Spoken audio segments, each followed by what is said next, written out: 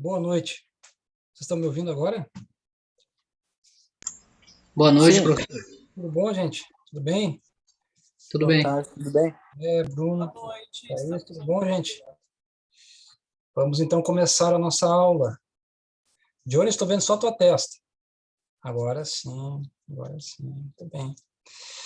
Então tá, gente, vamos recomeçar a nossa aula de Direito Imobiliário, nosso curso de Direito Imobiliário, disciplina eletiva.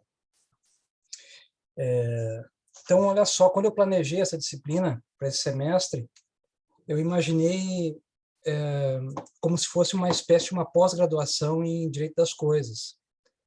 Porque lá no Direito das Coisas, que é a disciplina que vocês tiveram provavelmente com a professora Daniela, tem uma sequência, vamos dizer assim, curricular que é obrigatória. Tu não pode terminar Direito das Coisas sem saber a distinção entre posse e propriedade, direitos reais de fruição, direitos reais de garantia, direitos reais limitados.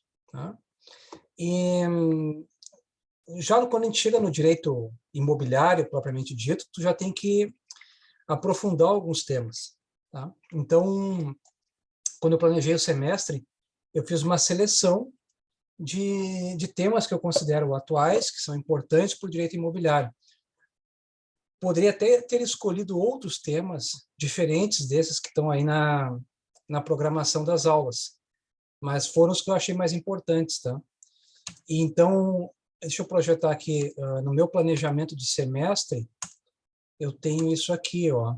A gente fez aquela primeira aula sobre a entrevista do Hernando de Soto, sobre a importância da propriedade titulada. Semana passada, nós fizemos uma espécie de uma atividade prática, analisando duas matrículas de imóveis. E hoje, eu havia deixado no aba de vocês uma sugestão de leitura, sugestão, recomendação, obrigação de leitura, que é um artigo da professora Vera Fradeira, que é professora de Direito Civil também, já está aposentada há um tempinho, mas eu sempre gostei muito dos trabalhos dela, dos artigos dela, foi minha professora, então, para mim, era uma referência nessa área, tá?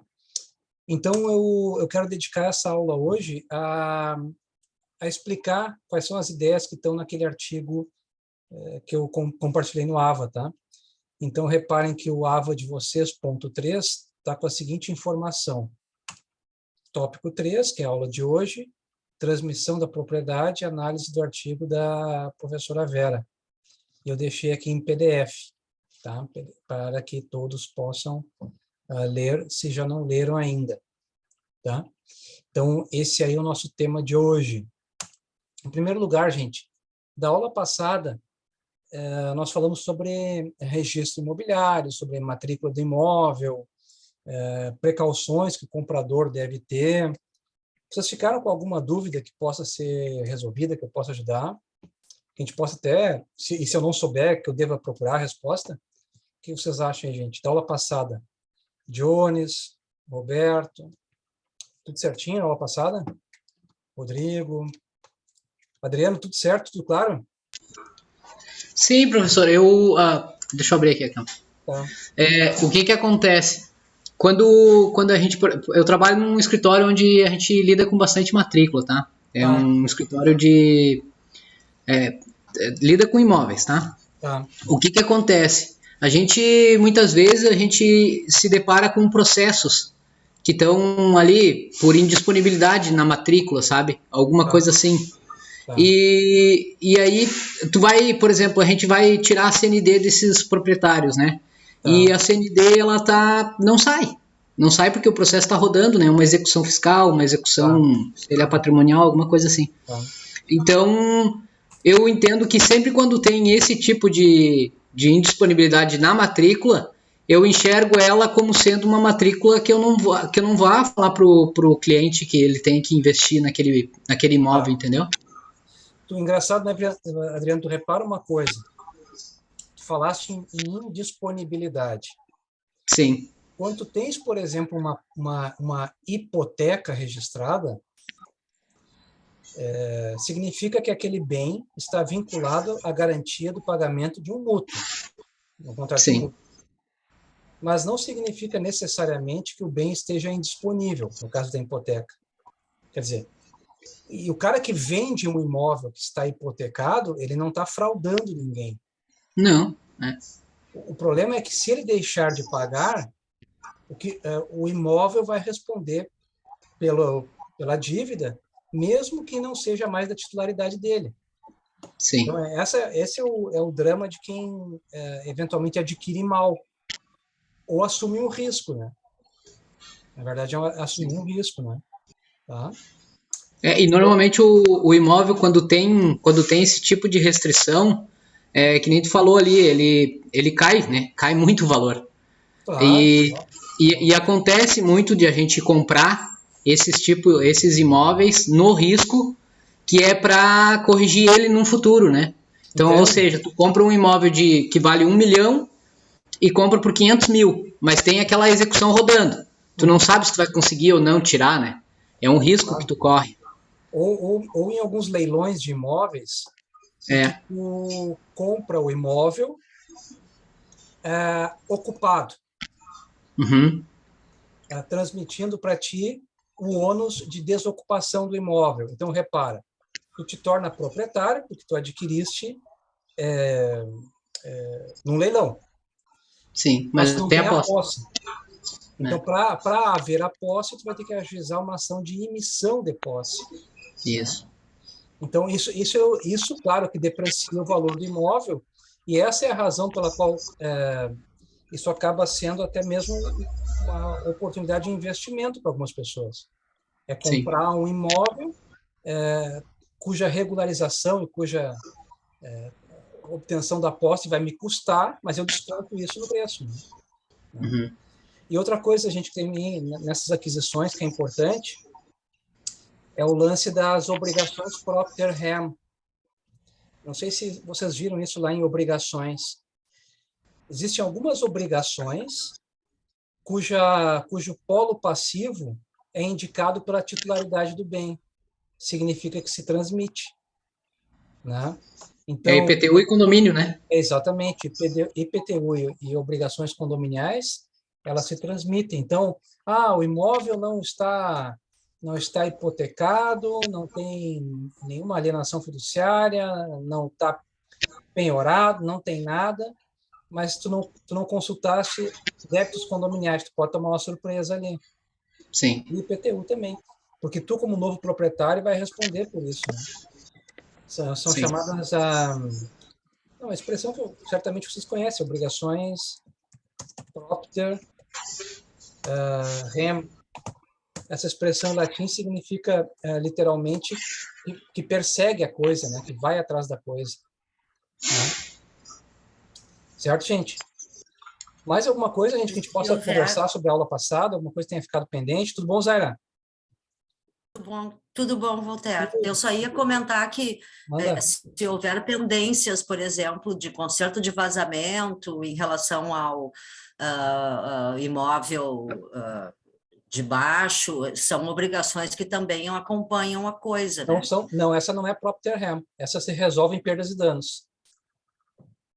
Essa não é uma obrigação Propter Rem. Então, imagina o seguinte, tu adquiriste um imóvel, tá?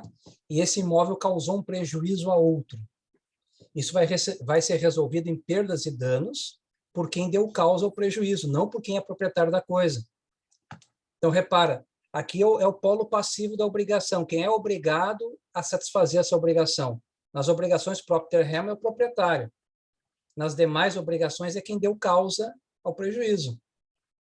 Sim, mas no caso, se eu comprar um imóvel com problema de vazamento não resolvido, a partir do momento em que eu passo a ser o proprietário, eu passo a contrair a obrigação. Tu contrai a obrigação se o dano for produzido por ação ou omissão tua. Porque aí tu não está mais por ação ou omissão tua. Tá, entendi. Tu entendeu? Porque qual é o lance da Propter Rem? Obrigação Propter Rem. Em geral, as obrigações são de natureza pessoal e elas vinculam a pessoa que deu causa, quem produziu essa obrigação. Tá? No caso da Procter Ham, não vai ser quem deu a causa, mas quem é titular do bem. Então, por exemplo, não foi tu que não pagaste os condomínios, mas pelo fato de tu te tornares proprietária, tu te torna obrigada a pagar os condomínios em atraso. Tá? Tá, mas no E caso... depois ela pode pedir umas perdas e danos para a pessoa que, Depois por isso exemplo... se resolve daí depois com a outra pessoa. Mas o condomínio vai colocar no polo passivo o proprietário, sempre. Tá? Certo? Então tá, gente, olha só. Na verdade, eu coloquei esse texto da Vera para vocês lerem, porque eu sou meio fã dela, eu acho ela uma baita professora, até seria legal ela estar aqui, porque ela fala muito bem, uma baita professora. E esse texto que eu compartilhei com vocês é uma palestra que ela deu em 2014, num congresso lá dos registros de imóveis, dos registradores. E o título da palestra dela era Os registros públicos e os notários diante da economia mundial. A transmissão da propriedade no direito comparado. Tá? Então, essa era a palestra dela. Esse texto, vocês devem ter reparado que não é um texto final. Ali são anotações de uma aula que ela deu lá para os registradores em Gramado em 2014. Mas eu selecionei alguns pontos que eu acho que são importantes, que eu queria passar com vocês. Tá? Deixa eu só ajeitar aqui, então, só um pouquinho.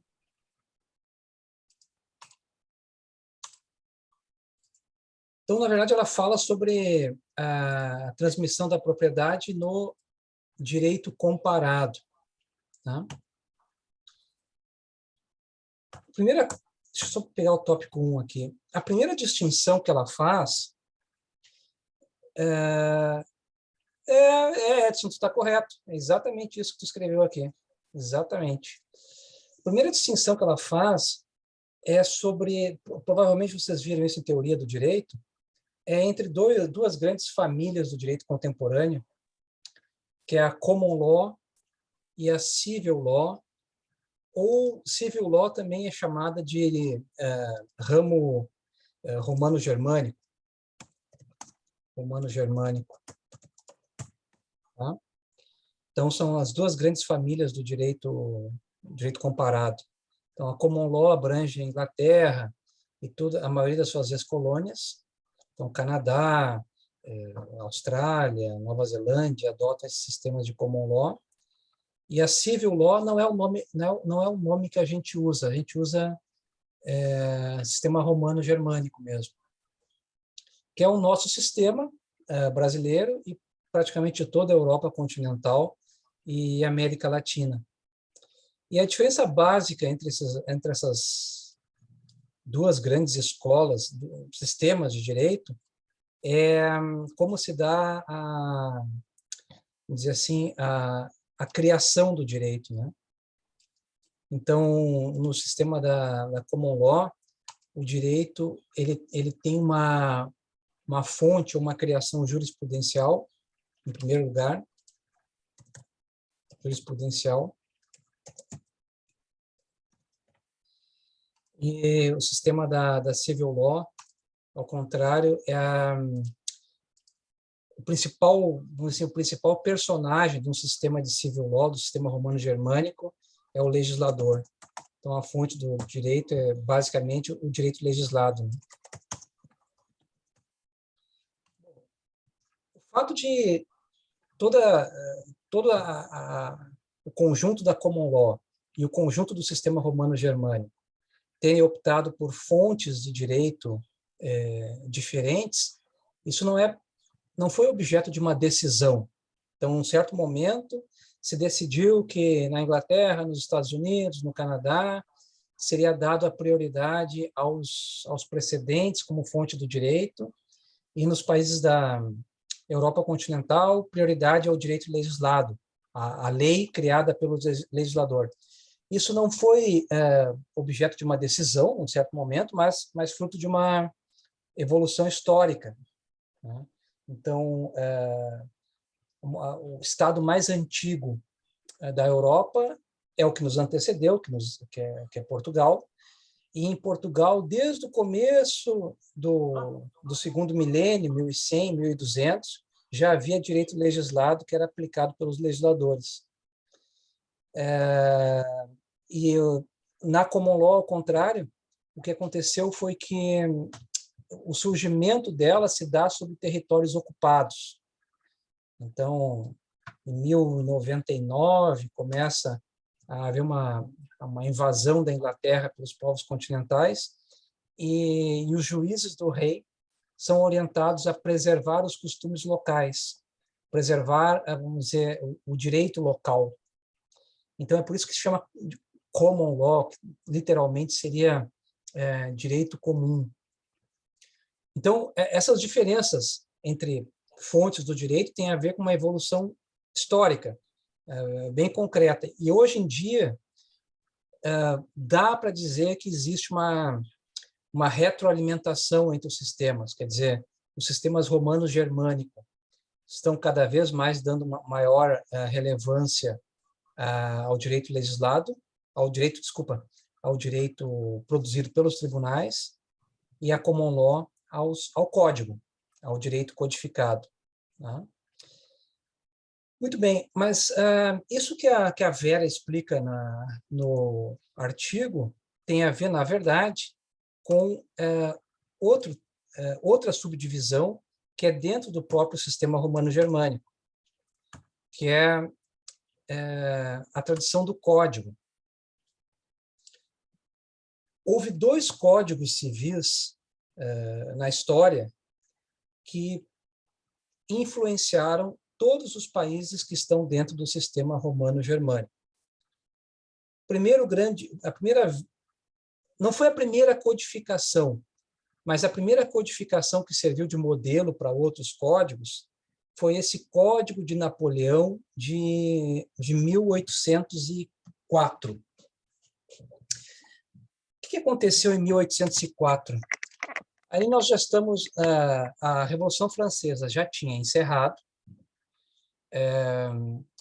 Napoleão já era imperador da França, já era, vamos dizer assim, já tinha o poder absoluto, e ele, uma de suas pautas políticas era encerrar o trabalho da Revolução. Quer dizer, tudo que a Revolução Francesa havia prometido, ele queria concluir. E uma dessas promessas dele era que nós teríamos que superar o direito medieval, superar os costumes medievais e padronizar o direito em toda a França. E a estratégia que ele adotou foi constituir uma comissão que elaboraria um código civil, uma fonte única de direito para todas as relações dos cidadãos entre si. Porque o Código Civil ele não é um código, vamos dizer assim, político, não é uma constituição. O Código Civil ele regula as relações entre as pessoas, entre os indivíduos entre si. Eu até tenho uma biografia muito boa dele aqui que fala sobre a atuação dele mesmo, pessoal, durante a elaboração do código. E diz a lenda, os registros, que ele mesmo, pessoalmente, participou de mais da metade das reuniões para a elaboração desse Código Civil, que, ao final, foi assinado em 1804, foi sancionado em 1804. E, nas suas memórias, ele afirma que apesar das suas vitórias militares, administrativas, a grande obra da vida dele, ele considera esse código, o Código Civil. Bom, esse Código Civil, gente, ele tinha como característica, vamos dizer assim, deixa eu pegar, uma supervalorização da vontade. Da vontade no sentido jurídico, quer dizer, o que o indivíduo decidir e a decisão dele se expressa num contrato que ele celebra com outra pessoa, vincula.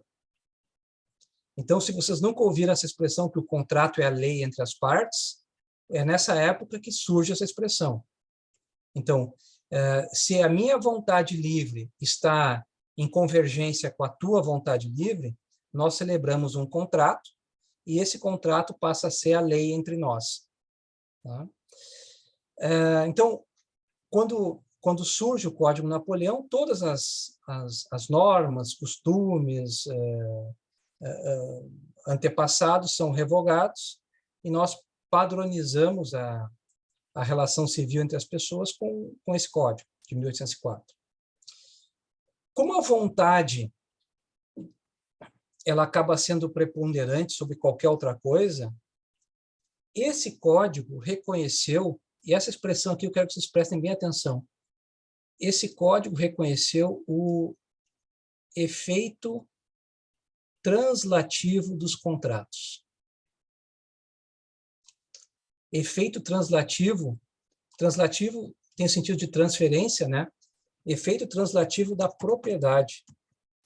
Tá?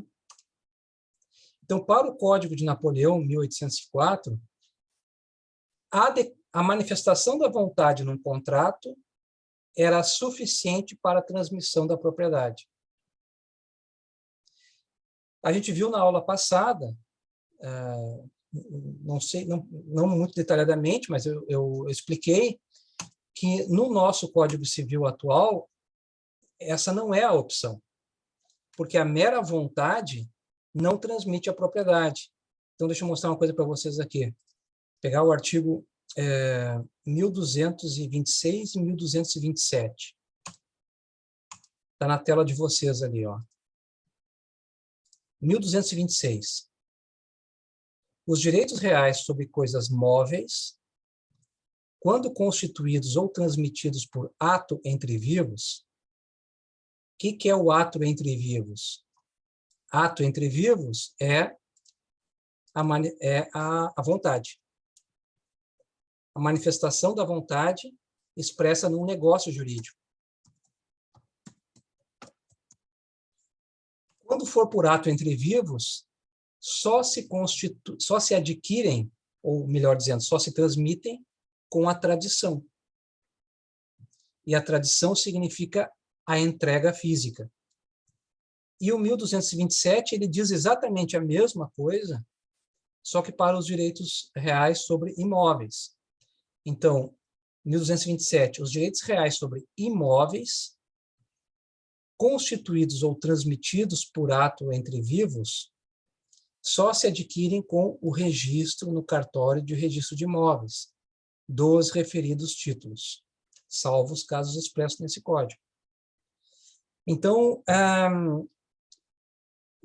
o que salta aos olhos é assim, tá, o Código de 1804 influenciou bastante o direito durante algum tempo, mas não é a opção que é adotada pelo nosso Código Civil de 2002, porque para nós o contrato não tem efeito translativo da propriedade. A translação da propriedade por ato entre vivos, reparem bem, por ato entre vivos, exige a tradição, no caso de imóveis, ou o registro na matrícula do imóvel, no caso de bens imóveis. E por que eu falei por ato entre vivos? E aí, Zaira, por que é ato entre vivos? Uma disposição da vontade entre pessoas que estão vivas, né? Exato. Significa que quando bens imóveis ou móveis são transmitidos não por ato entre vivos, mas mortis causa, por exemplo, na sucessão, então daí o registro do formal de partilha não transmite a propriedade. Porque a propriedade se transmitiu, eu falei isso na aula passada, anteriormente, no momento da sucessão, em que se abriu a sucessão. Deixa Deixa eu ver o que o No Edson momento escreveu. da hora da morte, ou seja, Exato. significa que, embora não tenha havido a tradição efetiva entre o morto e seus descendentes, os Exato. seus descendentes adquirem os direitos e os deveres em relação à coisa, ainda que o processo de partilha não esteja concluído. Exato. E, na verdade, o registro da sentença, o registro formal de partilha, na verdade, ele vai apenas garantir a continuidade registral, mas não efetivamente transmitir, porque a transmissão aconteceu anteriormente. Tá? Bom, isso está claro para todo mundo, gente? Tá? É declaratório, exato. Não é constitutivo, exatamente. Exatamente. Então, deixa eu só, vamos aqui.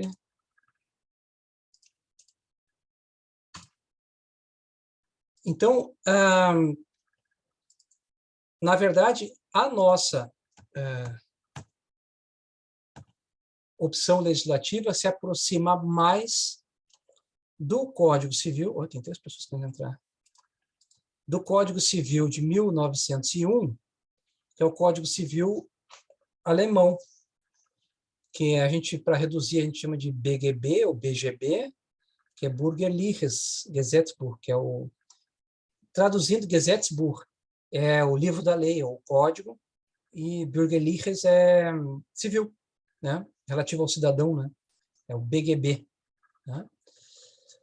Nesse BGB de 1901, se consagrou outro princípio diferente do princípio do Código Napoleão. E vejam que isso já é praticamente 100 anos depois. Então, quer dizer, muita coisa mudou em 100 anos. Né? Então, o BGB, ele adotou um outro princípio para lidar com a transmissão da propriedade, que é o princípio da separação, ou Trennungsprincípio. Princípio é muito parecido com o português, né? Mas Trennungs, em alemão, é separar. O verbo trennen é separação, separar. Então, nesse princípio da separação, a transferência da propriedade não se opera logo, desde a conclusão do contrato de venda, porque ela necessita de um ato jurídico distinto, que é o ato de disposição. Então, eu preciso, num segundo momento, um segundo ato jurídico, que é o registro do ato de transmissão no registro de imóveis. Tá? Muito bem.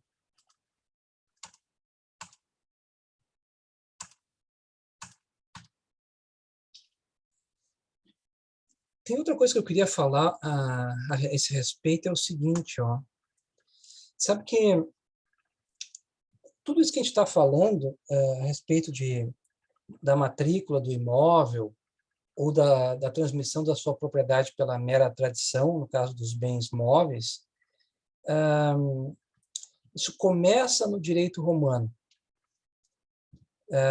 porque tem alguns princípios do direito romano que, de alguma forma, estão presentes até hoje. Então, os romanos, eles entendiam que a transmissão da propriedade de alguns bens deveria se submeter a algum tipo de formalidade. E o critério dos romanos era a importância que esse bem tinha para a economia romana. Então, para os romanos, havia alguns bens que eram fundamentais. Então, que tinham importância econômica. Basicamente, a propriedade, o terreno, quer dizer, os terrenos itálicos, ou as propriedades imóveis que ficavam na zona central do Império, e os escravos. A base da força física da economia romana eram os escravos, né? Então, esses bens eram chamados de res mancipi, no direito romano, tá? E essas res mancipi, para serem transmitidas, elas exigiam uma espécie de uma solenidade chamada mancipatio.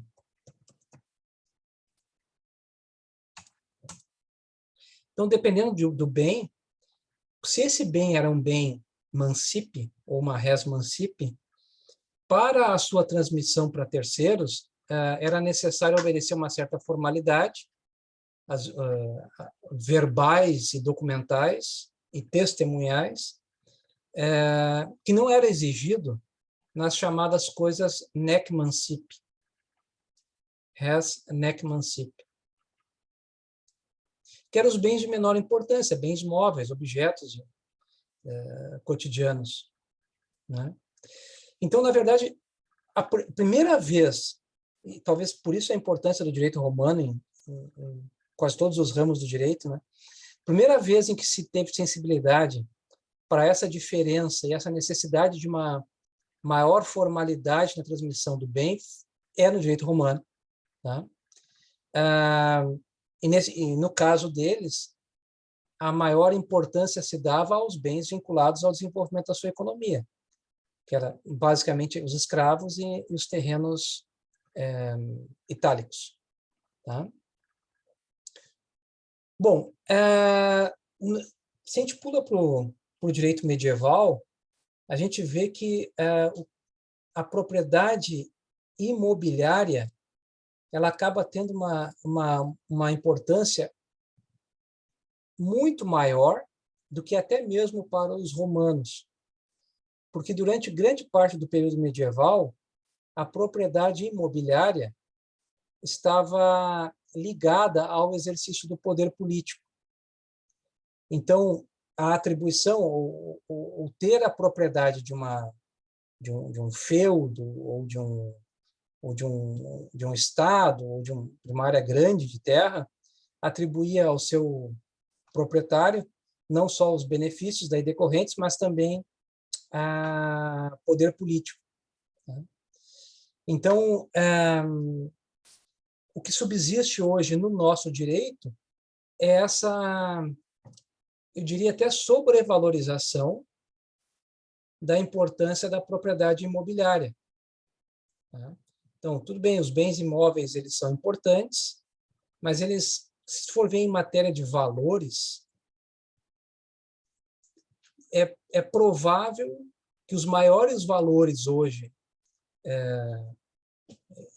econômicos não estejam propriamente na propriedade imobiliária, mas na propriedade intelectual, né? Isso seria uma tese a ser comprovada. Se os grandes milionários hoje, as grandes instituições financeiras,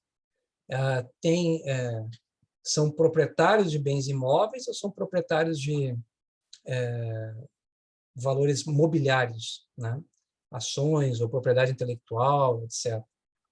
Mas, de qualquer forma, vamos dizer assim, por inércia, ainda hoje a propriedade imóvel é aquela considerada mais importante, portanto, que exige uma maior formalidade para a sua transmissão. Tá? Entenderam esse raciocínio aí, gente? Está claro para vocês? Eu só não entendi. Fala. Só não entendi uma coisa ali quando falou do mancipatio, não sei se é assim que fala. Se fala mancipatio. Mancipatio. Uhum. Tá, é em relação ao res mancipi, né? Isso. Uhum. Tá, e o res nec mancipi não... A res nec mancipi era que não exigia emancipácio. O nec é uma negação em latim. Ela não exigia nada, então? Tipo... Não, tu podia transmitir tu transmitia a propriedade pela mera entrega, tradição. Entendeu? Bom, isso, vamos dizer assim, faz um fast forward aí de 2.000 anos, vai gerar dois sistemas diferentes de tratar a propriedade, de tratar a transmissão da propriedade. Um sistema que a gente chama de franco-italiano, em que o simples contrato transfere a propriedade. E o registro apenas documenta o negócio, ou registra o negócio, né? E atribui efeitos com relação a terceiros. Então, antes do registro, já existe um efeito real, mas limitado às partes.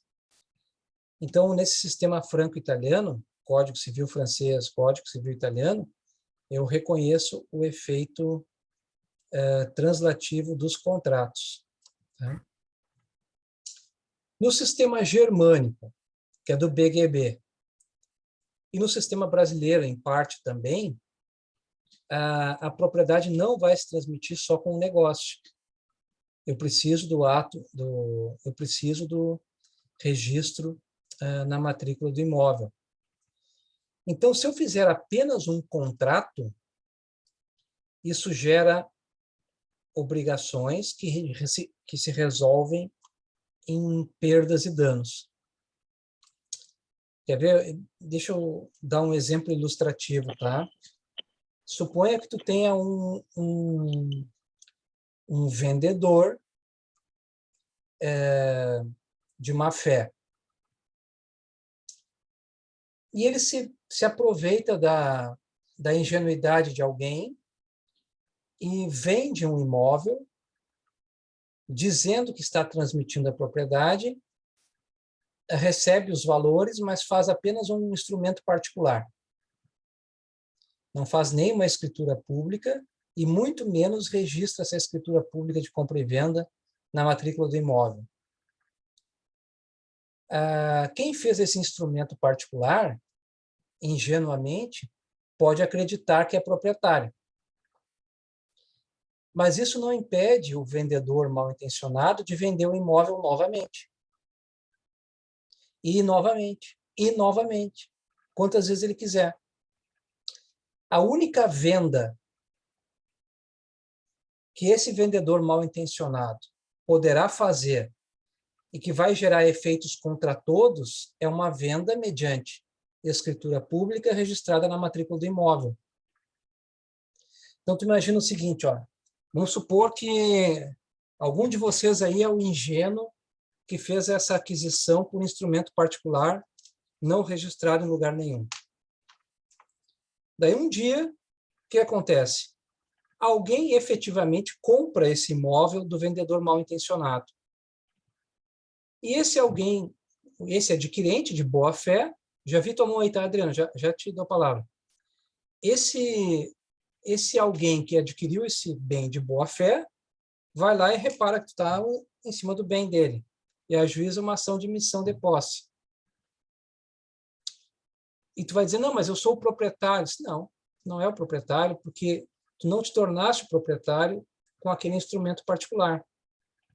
Então, provavelmente, a ação de emissão de posse vai ser julgada procedente. Quer dizer, quem comprou o bem, mediante escritura pública registrada na matrícula do imóvel, vai haver o bem e a sua posse. Tá, e o ingênuo que foi desalojado, que perdeu o bem, o que ele vai fazer? Ele vai buscar indenização por perdas e danos contra o alienante de má-fé. Então, quer dizer, ele não tem proteção, ele não tem um direito real. Ele tem talvez uma pretensão de reparação civil, perdas e danos, mas ele não tem uma pretensão real. Fala, Adriano, agora sim. Estou te ouvindo. O que acontece, professor? Eu noto que muitas vezes as pessoas elas deixam de fazer o documento correto, né? Que seria a escritura pública de compra e venda. Ele deixa de fazer porque tem que pagar alguns impostos, né? A Prefeitura de Porto Alegre, agora ela fez deu um ajuste ali fiscal para tirar esses contratos de gaveta e começar a rodar. Ela cobrava 3% de TBI sobre a transferência. Agora ela está numa lei, se eu não me engano, até o final desse mês, Tá. final de março, né? Uhum. Que ela está cobrando a metade, 50%, 1,5%. Tá. Para tirar esses contratos de gaveta, porque muitas vezes o cara deixa de comprar, deixa de fazer o documento em si, porque se torna muito caro, né? É, Então, às vezes, Adriano, o que acontece é o seguinte, ó, bairros inteiros de algumas cidades sim, nunca se regularizam. Por quê? Porque as transmissões acontecem sempre apenas no plano da posse, sem que haja incidência de ITBI e nem sequer também lançamento de IPTU. sim, Então, a informalidade ela gera um benefício imediato, quer dizer, tu não tem um gasto, mas quando na verdade, morrer, quando for buscar um financiamento, quando o verdadeiro proprietário vier atrás para recuperar o bem, quem se valeu das vantagens anteriormente vai perder tudo, sim. né? Fala, Dionis. Dionis, teu microfone está desligado. Assim, manda. Assim, o que também está sendo feito pelo INEMAR? Tem as casas, né, que foram entregues, e eles estão solicitando para quem quer mudar a titularização e quitar esse bem ou negociar esse bem, está sendo feito também em várias regiões de Porto Alegre, né, com busca ativa, inclusive, para que as pessoas façam isso, né, nos bens pertencentes ao INEMAR. Tá, é isso aí. É isso aí. Não sei se vocês reparam que muitos desses temas que estão aparecendo agora de forma mais dogmática acabam voltando para aquela primeira entrevista lá que a gente fez na nossa primeira aula, que é o caso do Hernando de Soto, né? Que é a informalidade. Tá, vamos ser sinceros assim, gente. Ninguém está na informalidade vamos dizer assim, porque quer também. Porque a regularização tem um custo. Tá? Então, talvez esse seja o papel da administração pública, assim, favorecer a regularização. Tá? Então, tu vê, outro empecilho para a regularização, Adriano, que eu acho que certamente tu conhece, que é a Previdência Social. Tá? Tu tem que, para tu averbar a cessão, se tu houve uma construção, tu precisa fazer o recolhimento por lançamento, né, por estimativa, daquilo que tu não pagaste de previdência social durante a construção. Isso pode ser um valor também que impede a regularização, né? Fala, Dionis. O que também está sendo fomentado no município, né? O REURB, porque eu sozinha, por exemplo, se eu tenho lá uma local que esteja morando, né? Eu vou pagar em torno de 20, 30 mil para regularizar. E com o REURB, as pessoas se organizando naquela rua ali, sai por 3 mil no máximo. Então, às vezes as pessoas não querem fazer por interesses seus, mas hoje isso é um caminho muito importante, até porque existe uma questão política, né, no município que ele quer fazer. Então, principalmente na Restinga lá, está sendo entregue muito. A gente tem que também, gente, veja como esse assunto é importante. E o direito imobiliário ele vai desde quem tem muito dinheiro a quem tem pouco dinheiro, né? Porque muitas vezes as pessoas têm uma maior necessidade, elas não têm o conhecimento, né? Até mesmo dos passos necessários para a regulamentação, ou o uso capião, né? Também é um instrumento que pode ser utilizado, né? Tá? Muito bem, boas colaborações aí. Esse vai ser o nosso TCC, né, Jones? Vamos fazer sobre isso aí, né? Eu vou conversar com o senhor, mas assim, a nossa ideia é fazer um histórico. Nós vamos pegar um local aqui em Porto Alegre que foi regularizado há 10 anos e ver como mudou essas questões, a titularização para essas pessoas. Tá. Acho que vai ser bem legal.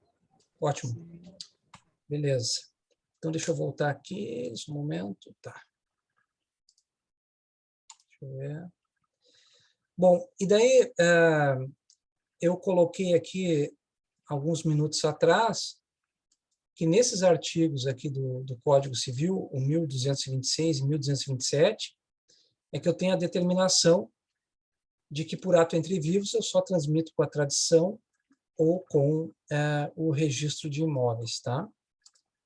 Certo? Oh, só um pouquinho, desculpa. Isso aí, tá? Só voltar aqui.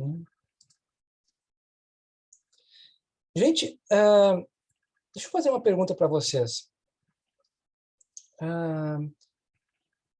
Tá bem claro para vocês qual é a distinção entre um direito real e um direito pessoal? Um direito real e um direito pessoal?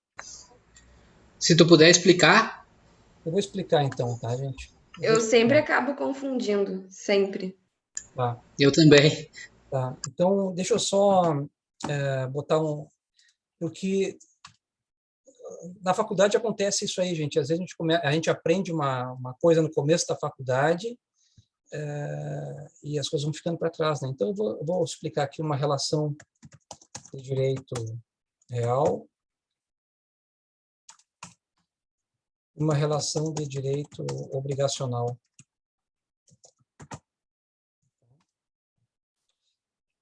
Bem, numa relação de direito obrigacional, eu tenho um sujeito ativo, que é o credor, e um sujeito passivo, que é o devedor. Tá? E eles estão vinculados pessoalmente. E o meu sujeito passivo, o sujeito devedor, ele é perfeitamente identificável.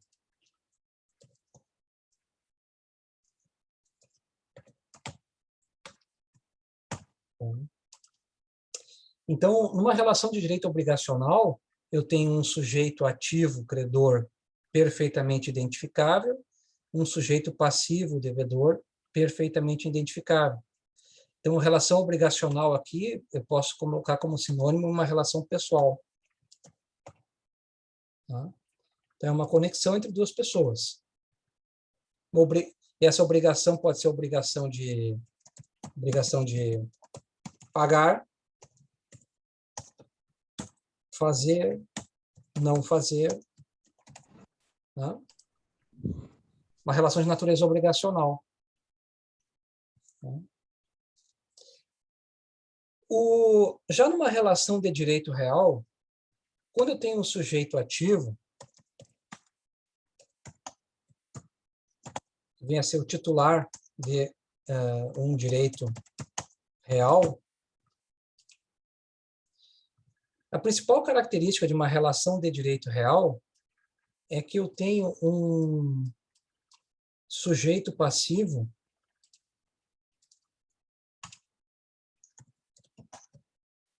vamos dizer assim, universal, ou não identificado, ou total. Então, por exemplo, eu sou proprietário de uma gleba de terra. Tá? Então, eu sou o titular de um direito real sobre essa gleba. Quem é o sujeito passivo que tem o dever jurídico de não invadi-la? Todos. Qualquer pessoa. Nenhuma pessoa pode ingressar nela. Então, quando eu sou titular de um direito real, eu posso opô-lo a qualquer pessoa. Exato. O Bruno acrescentou aqui uma expressão importante. Ele tem uma oponibilidade erga omnes. Tá? Erga omnes, tá correto. Então, eu posso opor a qualquer um. Tá? Então, por exemplo, então deixa eu ilustrar. Eu sou credor hipotecário. Tá? Então, eu sou o banco, eu emprestei dinheiro para o cara comprar uma casa e eu constituí sobre esse imóvel uma hipoteca. Estou usando a hipoteca, tá, Carla, porque é mais fácil de explicar do que a alienação fiduciária. Eu vi que a Tá Carla... bom, professor. Tá bom, Carla? Tá bom. Oi, Carla. Dessa vez pode. Dessa vez pode, tá? Eu estou usando a hipoteca porque é mais fácil de explicar. O que a hipoteca é?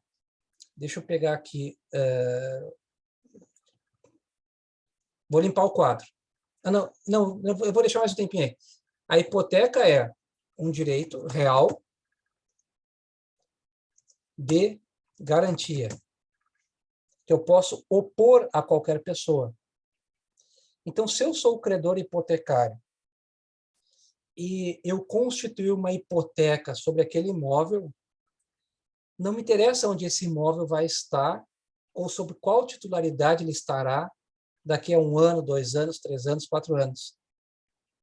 Se o valor, se o mútuo não for pago, eu tenho o direito de executar a minha hipoteca sobre aquele bem. Por isso que eu falei no início da aula que a hipoteca ela não afeta a disponibilidade do bem. Ele continua sendo disponível. E é aí que as pessoas se ralam. Porque se tu compra um bem que está hipotecado e o vendedor, ou o cara que vendeu para o vendedor, não cancela a hipoteca ou não paga o débito, esse bem está sujeito à execução. E não interessa quem esteja na posse ou na propriedade do bem no momento da execução.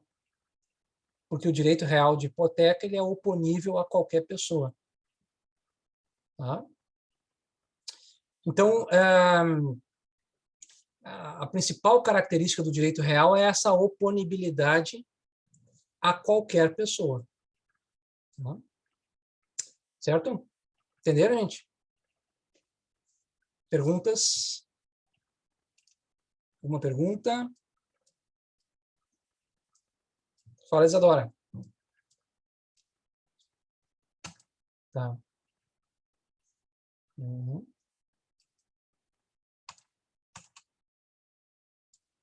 Quer ver uma coisa? Deixa eu mostrar uma coisa para vocês aqui. Isso serve como revisão também do jeito das coisas. Vocês estão vendo aqui na tela de vocês o artigo 1225, tá? Estão todos vendo aí? Não, No caso, não. Não estão vendo? Não. No caso, a gente está vendo ainda que... Tá, deixa eu colocar aqui, só um pouquinho.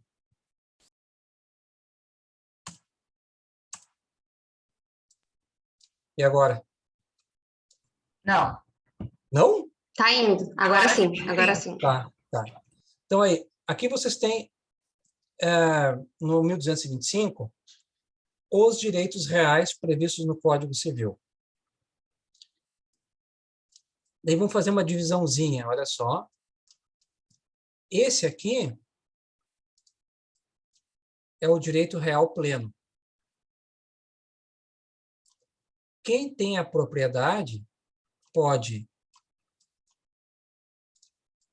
usar, gozar e dispor do bem, sem restrições. Então, tem uma forma que eu acho bem didática de explicar o direito de propriedade como se fosse um feixe. Aqui, ó, peguei todas as canetas que eu tinha aqui na mesa. Cada caneta representa uma prerrogativa que o proprietário tem com relação ao bem. Tá? Então, pode ser o poder de dispor do bem, lápis amarelo, o poder de usar pessoalmente o bem, o poder de gozar do bem, fruir do bem, alugar para terceiros, né? Então, é proprietário quem tiver esse rolo completo. Todos os demais direitos, a partir do inciso 2, são direitos limitados, que decorrem da decomposição desse direito total em pedaços menores. Então, por exemplo, o usufruto. A própria expressão já está dizendo. Quem é titular de um usufruto sobre um bem tem direito de usar e de fruir. Os outros poderes ele não tem. Se ele pode usar e fruir, ele pode dispor? Não. Tá? Então, ele pode usar e fruir. Quem tem o direito real de uso pode só usar. Quem tem o direito real de habitação pode só habitar. Tá? Então, por exemplo, a viúva ou viúvo, ele tem o direito real de habitar o imóvel onde convivia com o morto ou a morta. Direito real de habitação. Tá? Ela pode, independente de ser contemplado na sucessão com aquele imóvel ou não, independente. A viúva ou viúvo tem direito de habitar no imóvel em que vivia com o morto. Mas ela tem só de... Oi? Desculpa, tem um exemplo bem perto aqui.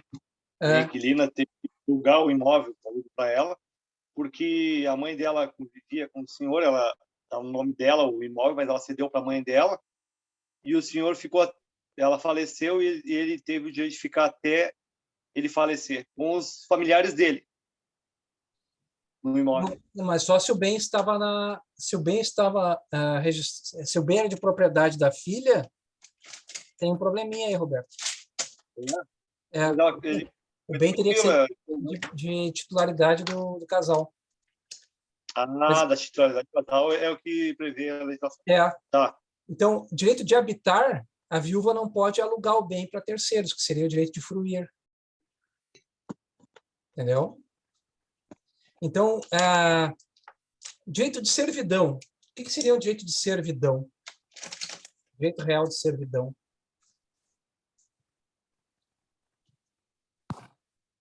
Caiu minha câmera. Nem ideia, prof. Tem o direito de passar, né? A servidão, aquela pode ser aparente ou pode ser aquela que é escondida, né? Cabos. Ela se constitui entre dois imóveis. Vocês estão me vendo, não? Não. Tá, só um pouquinho. O computador não tá muito. Só um momentinho, tá? Eu não quero ficar aí uma voz falando do além. Só um momento.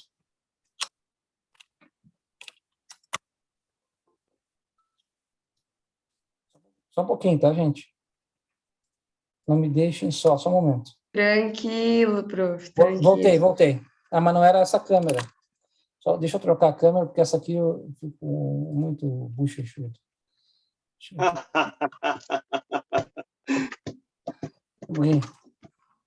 Só um pouquinho. Ai, Jesus. Essa aqui eu fico muito escuro também. Isso aqui que é que eu fico me mexendo.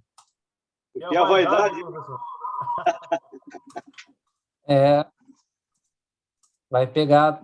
Tá. Vai ficar assim mesmo. Ficou legal, né? Não, mas agora tu tá sem, prof. Não, a gente quer te ver. Tá. Não, então, olha só, eu estava falando, o Bruno até botou aqui uma observação correta. Uma servidão é qualquer comodidade ou vantagem que se estabelece numa relação entre dois imóveis. Então, a mais óbvia é a servidão de passagem. Servidão de passagem é um direito que se atribui ao titular de um imóvel com relação a outro imóvel. A possibilidade de passar. Então, quem tem a possibilidade de passar por um imóvel não pode vender, não pode alugar, não pode fruir dessa passagem, ele pode simplesmente passar, uma servidão de passagem. E se é um direito real constituído sobre bens imóveis, qual é o requisito fundamental para a sua constituição?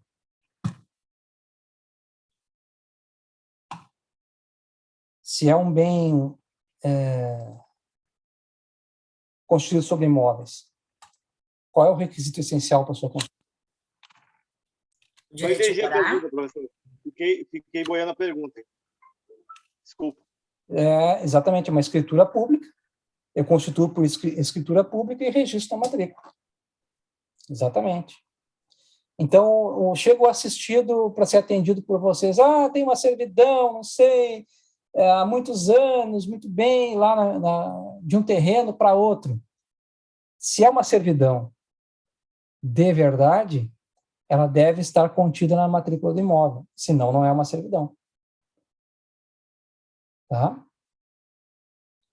Prof, mas agora eu não quero ser muito burra, mas servidão de passagem é quando a gente acho que estudamos nos direitos reais, a prof deu, Tá. é aqueles casos em que a casa, para te chegar nela, tu tem que passar por outra? Em parte, não é bem isso. Porque eu não estou entendendo o que é a duas servidão em coisas. si. Existe o direito de passagem, que decorre da própria lei e beneficia imóveis encravados, imóveis que não têm saída para a via pública. Tá? Esse é o direito de passagem, que é um direito formativo gerador, que o proprietário de um imóvel encravado pode exercer em face de um vizinho. O direito de passagem do imóvel encravado ele não se constitui por registro na matrícula do imóvel, porque é a própria lei que atribui ao proprietário encravado o direito de sair. Ele precisa sair. A servidão de passagem, ao contrário, ela se constitui por uma mera comodidade, não por uma necessidade. Então, suponha que propriedades rurais isso fica mais claro, assim, que para alcançar a estrada é mais simples para ti cruzar pela propriedade do teu vizinho do que sair pela própria estrada. Tá? Vamos imaginar uma situação assim. Tem muitas servidões na área urbana também, principalmente na praia, professor. Na área de Santa Catarina. Aí em Porto Alegre tem uma escadaria que liga a Borges. Sim, mas isso... Repara, Roberto, essas servidões que tem em Santa Catarina, que é aquela bagunça, aquela zona, e essas passagens que tem no ambiente urbano, elas não são amparadas no direito civil. O Bruno está dando aula junto, viu? O Bruno só está dando certo aqui, ó. Elas são baseadas no direito administrativo. Tá? Mas Na verdade, na matrícula a gente lança servidão. Oi? Oi, Como é que fica registrado na matrícula servidão? Ela tem que ficar registrada no imóvel serviente e no imóvel dominante. O que serve... senhor, dá um exemplo. Dá um exemplo aí. Impasse na justiça, né, professor? Isso aí só ocorre na... Porque... Fala. Isso só ocorre quando tem litígio, né? Porque normalmente a servidão não é registrada, né? Não, Roberto, olha só. Vamos voltar... Eu entendi bem o conceito. Vamos voltar para servidões que se estabelecem entre dois imóveis. Não essas administrativas que são, na verdade, são ruas, são vias públicas. Tu atravessa de uma ponta para outra. Tá? Vamos pegar essas servidões que se instituem entre dois imóveis. Ela se constitui através de uma escritura pública registrada na matrícula do imóvel. Daí tu pode dizer que existe uma servidão de passagem. Então, o proprietário do imóvel dominante, ele tem um direito real de atravessar o imóvel serviente. E esse direito real de atravessar é oponível não só ao atual proprietário, mas a qualquer pessoa que venha a se tornar proprietária daquele imóvel. Então, suponha que o imóvel por onde passa a servidão de passagem tenha sido vendido. O adquirente, quando ele for comprar o imóvel, ele vai ver na matrícula do imóvel, olha, existe aqui uma servidão de passagem em favor do vizinho. Então, se ele comprou esse imóvel nessas condições, ele também terá que suportar a passagem do vizinho. Né? Então, é isso que, vamos dizer assim, quando tu vai examinar uma matrícula, tu não examina apenas os ônus hipotecários ou alienação fiduciária, mas também se sobre ele existe algum direito real limitado constituído, por exemplo, uma servidão. Porque elas não podem retroagir? Tipo, não tem como tu Não, voltar... na verdade, uma servidão de passagem, ela só pode ser extinta pela mesma forma como foi constituída. Então, por exemplo, se uma servidão de passagem foi constituída mediante escritura pública registrada na matrícula do imóvel, eu preciso fazer uma escritura pública de extinção da servidão e registrar no imóvel. Se tu compra um imóvel onde tenha averbado uma servidão de passagem, tu é obrigado a respeitar, porque o outro proprietário tem o direito de passar por ali. Tá? Tu vê como... Professor, por exemplo, os dois proprietários têm que querer ou somente um pode ir lá e solicitar para retirar a servidão? Não, tem que ser um ato conjunto. Tem que ser um ato conjunto. Tem diferença entre servidão urbana e servidão rural? Por esse ponto de vista... IPTU, quem é que vai pagar o IPTU? Pensei nisso. Não, Quem vai pagar o IPTU? O IPTU não incide sobre servidão. Ele incide sobre a propriedade. A servidão, ela é isenta, então. Aquela área da servidão tem que pedir para ser retirada da matrícula. Por isso que faz o registro. Então, esse é o motivo. O que motiva o registro da servidão é a cobrança do imposto? Não. O que motiva o registro, o que motiva o registro da servidão é que a pessoa que é beneficiada pela servidão possa opor essa servidão ao atual proprietário ou aos proprietários futuros do bem. Porque o direito real de servidão também é um direito real, como eu disse antes, oponível erga omnes. Mas quem é o erga omnes? A quem que eu vou opor esse direito de servidão? Ao atual proprietário e a qualquer proprietário posterior que venha adquirir o imóvel sobre o qual ela se constitui. Entendeu? Perfeito. Então, na verdade, o lance é o seguinte, Roberto. Tu vai comprar um imóvel que tu repara que existe uma... E eu estou falando só da servidão de passagem, né? Tem outras servidões que são mais complexas. E que existe uma passagem que o vizinho se serve dela. Se tu examinar a matrícula e verificar que não existe o registro de uma servidão de passagem, então tu não tem o dever jurídico de permitir. Tá? Agora, se tu examinar a matrícula do imóvel e constatar que ele está registrada uma servidão em favor do teu vizinho, enquanto ela não for extinta, tu tens o dever jurídico de respeitar. Fala, Jones. Eles sabem, por exemplo, um prédio dominante Do serviente. de servidão, isso. Por exemplo, se eu tivesse uma casa, dois terrenos e tem uma passagem de servidão, o prédio dominante é o de trás ou é o da frente? Não. No caso da servidão, como ela é constituída voluntariamente, tu vai constituir a servidão em face do imóvel cujo proprietário consentir ou tiver interesse que exista essa servidão. Tá? Porque a servidão, gente, na verdade, sob o ponto de vista do imóvel que é gravado, que é o imóvel serviente, ela é um ato de disposição, de liberalidade. Naturalmente, isso vai ter uma remuneração, não vai constituir uma servidão sobre o teu bem sem ser remunerado.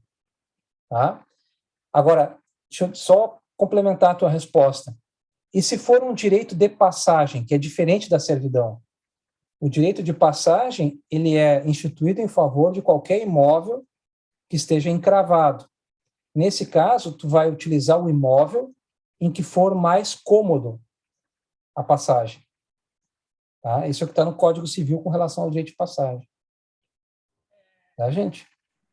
A gente pode dizer que uma favela, então, que é o direito de passagem, que se ele não passar ali, não vai chegar lá em cima, no final Na verdade, o direito de passagem, na verdade, vou dizer, às vezes que eu me deparei, os exemplos que eu usei quando eu dava direito das coisas, o direito de passagem é mais comum em propriedades rurais.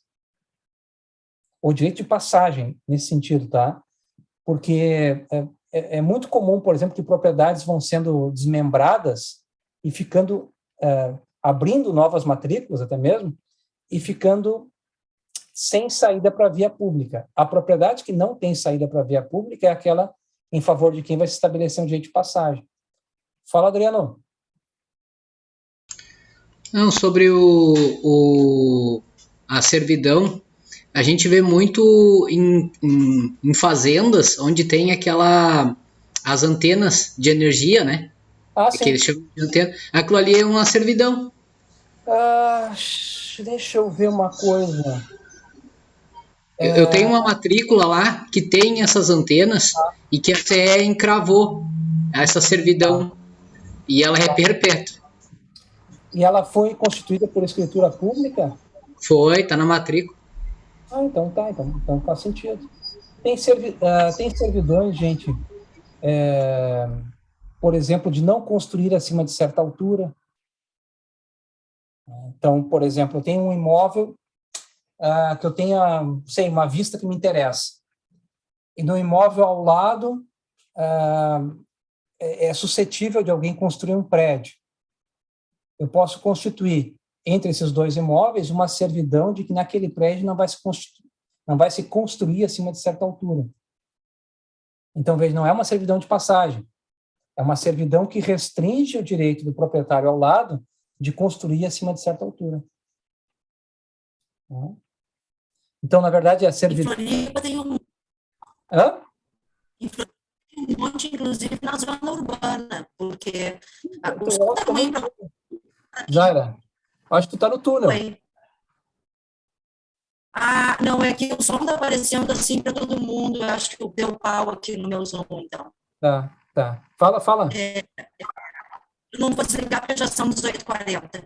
Mas em Floripa tá cheio de servidão no meio urbano, porque os lotes foram sendo passados a posse e não a matrícula, e aí, na medida em que os lotes vão sendo repassados, vão sendo vendidos, vai ficando a servidão, que ela funciona como uma rua, efetivamente. Mas eu vou te dizer o seguinte, tá? Aquilo que lá em Floripa eles colocam uma plaquinha assim, servidão Zé das Cores, tá? Aquilo não é tecnicamente a servidão que nós estamos falando aqui. Porque essa servidão que a gente está falando aqui é a servidão prevista no Código Civil, que se institui de um imóvel para o outro. Tá? Proprietário do imóvel A em face do proprietário do imóvel B. Essas servidões que tu está te referindo, que decorrem de falta de planejamento urbano, elas são, no máximo, vamos dizer, vias públicas subdimensionadas, tá? Que permitem, por exemplo, o acesso à praia. Porque, não legalizadas. Exato. Tá? Então, na verdade, elas podem ter, no máximo, uma regulamentação administrativa, mas elas não são um instituto de direito civil, porque elas não vinculam dois imóveis. Tá? Certo, gente? Então, outra coisa, é a seguinte, terminou a festa, tá? Então, agora que começou o ano de verdade, passou o carnaval, tá? Agora nós vamos fazer chamada. Então, quem está presente pode colocar a sua graça ali no chat, que depois eu vou... Aqui, então tá, podem colocar o nomezinho ali, que depois eu registro a presença de todos, tá? Muito bem.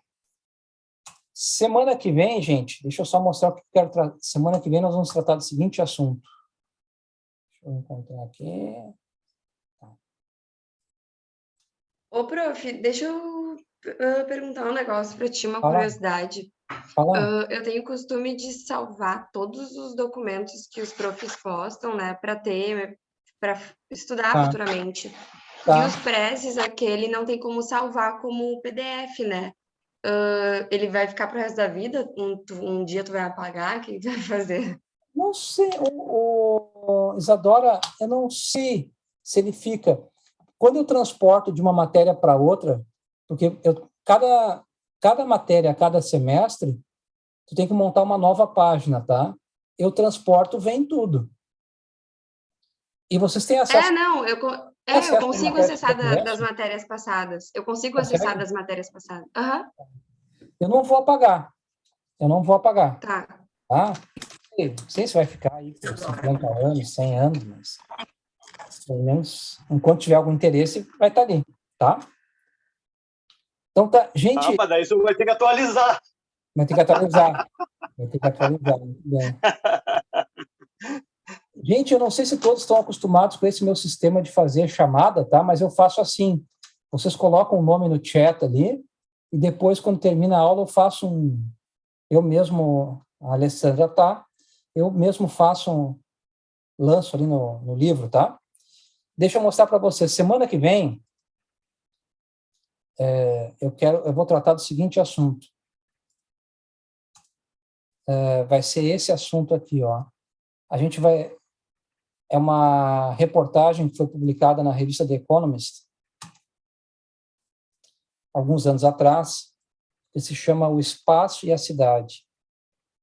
Essa reportagem eu traduzi, então eu vou postar o original e a minha tradução. E eu gostaria que vocês lessem para a semana que vem, tá? Eu vou convidar uma amiga minha também, que é arquiteta, para dar aula junto com vocês sobre esse tema aqui.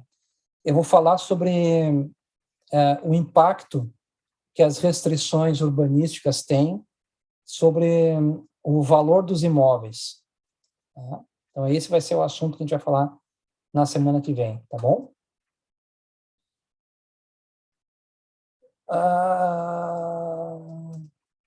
O Gustavo me mandou uma mensagem. Gustavo, a gente fala pelo WhatsApp ali depois, tá? Eu tenho que me preparar para a aula agora hoje é a minha primeira aula nessa cadeira. Posto, Thaís? Sim, posto. Estou respondendo as perguntas entrando aqui no chat. Tá bom, gente? Então, uma boa noite para vocês, boa aula para quem tem aula ainda, tá? Em seguida eu lanço esse vídeo aí no AVA, e não esqueçam de ler o texto para a aula da semana que vem, tá? E outra coisa, eu fico sabendo, tá? Porque ali no AVA, a gente sabe quem é que entrou no AVA e quem não entrou no AVA. Sabe quanto tempo ficou, o que fez, a gente sabe tudo. Tá? Então, ali o texto Dedo duro esse AVA. Meu Deus do céu. Vamos Cancelar esse AVA. O AVA entrega tudo. Tá bom, gente? Boa noite para vocês, tá? Tchau, tchau. Boa noite, professor. Tchau, prof. Boa noite. Tchau, colega. Boa noite, boa noite. Boa noite.